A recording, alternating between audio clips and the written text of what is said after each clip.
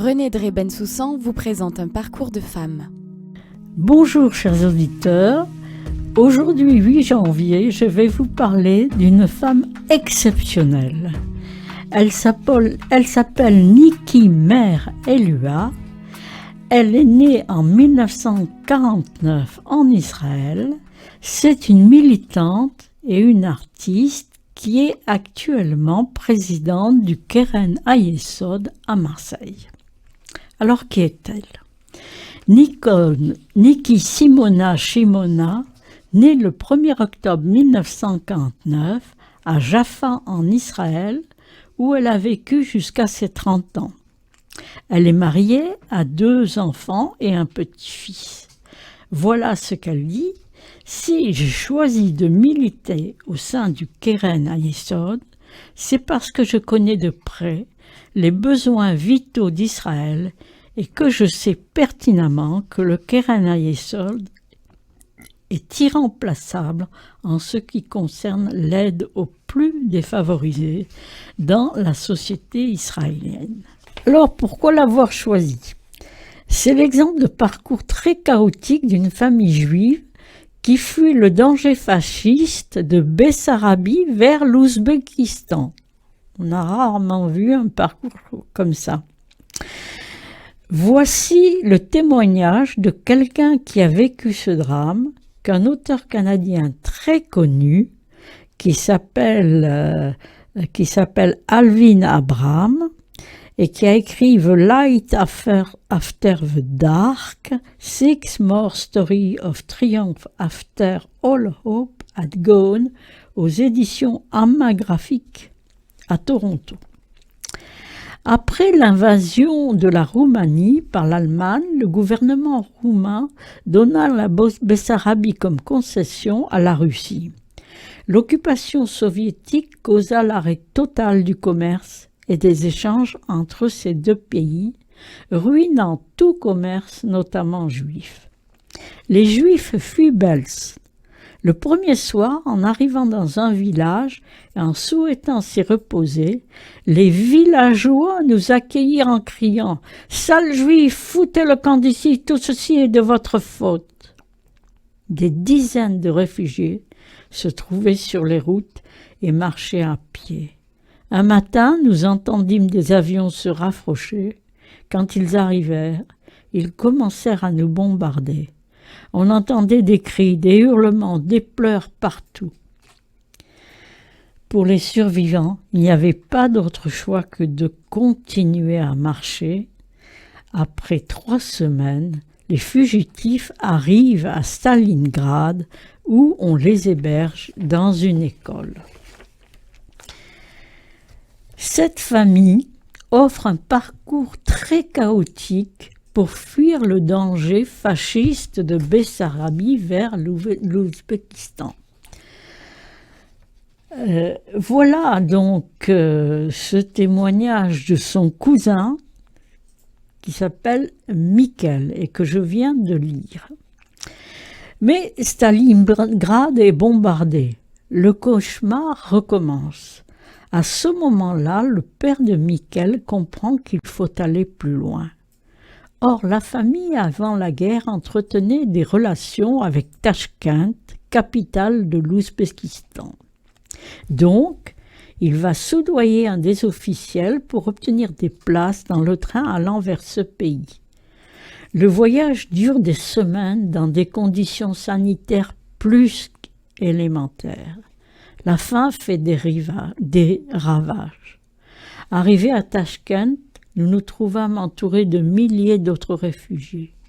Chaque coin de rue devenait un endroit pour se reposer, pour passer la nuit, pour quémander de la nourriture. Nous faisions comme tout le monde. Mon père cherchait désespérément du travail. Il fut embauché dans un kolkhoz et c'est ainsi que nous prîmes le train pour Samarcande. La famille espère au moins se nourrir à sa faim. Mais c'était sans compter avec la guerre.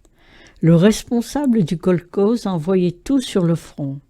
La nourriture était rationnée. 250 grammes de pain par jour et par personne, mais en réalité beaucoup moins.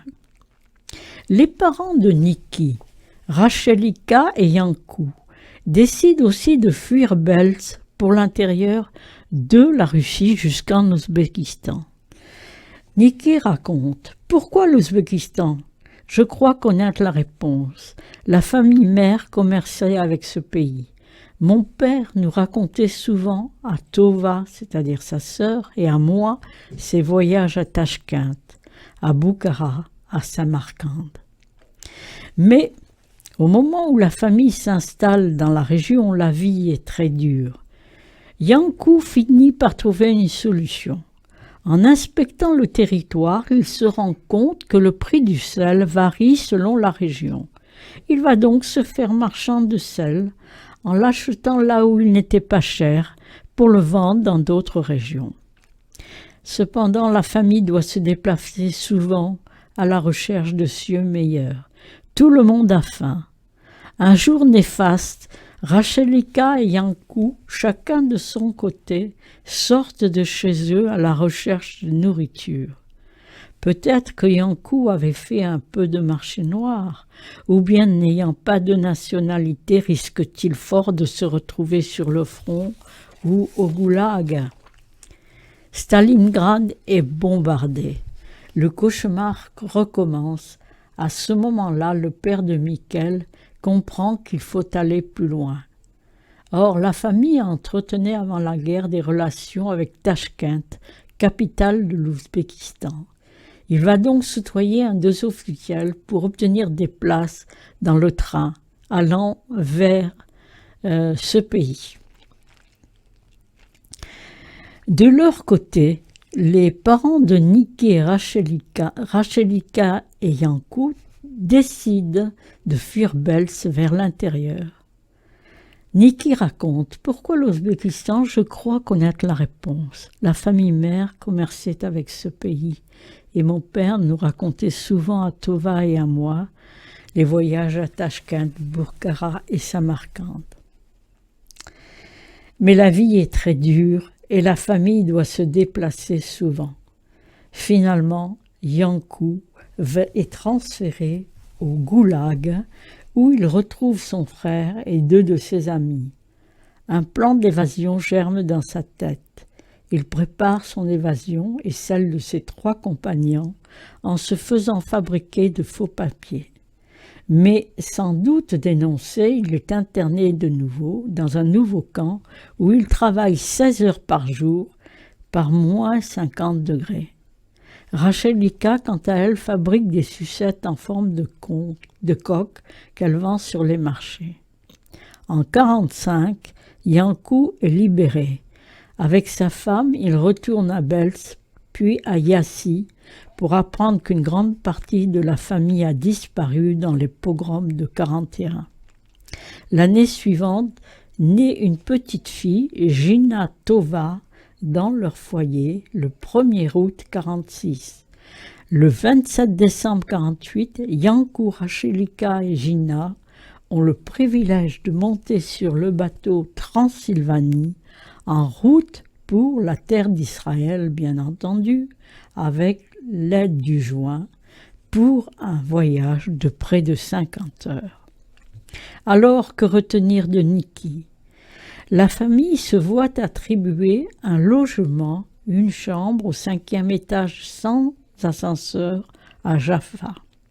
Les toilettes et la cuisine sont connues. Tous les locataires ne parlent pas la même langue, d'où des difficultés de compréhension et d'échange. L'hébreu ne viendra que plus tard. Difficultés qui se rajoutent à la politique d'austérité et au rationnement décidé par Ben Gurion. Je m'arrête ici parce que je ne veux pas trop déflorer le témoignage de Niki qui attend d'être publié pour intervenir chez les uns et chez les autres. Merci, chers auditeurs, merci. Renée Drey Bensoussan vous présente un parcours de femme.